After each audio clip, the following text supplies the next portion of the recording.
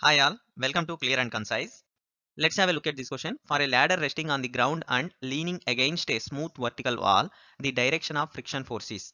In the problem, it is given that there is a vertical smooth wall and ground. This is ground. This is smooth wall.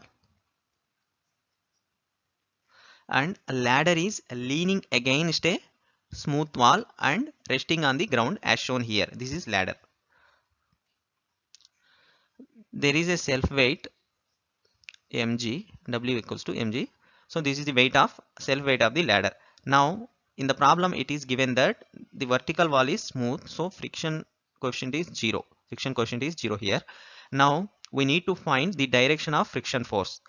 So this self weight causes angular momentum which causes motion along this direction, which moves the ladder in this direction. So obviously the friction force has to act here in the opposite direction to the motion, which is towards the wall at the lower end. This is lower end.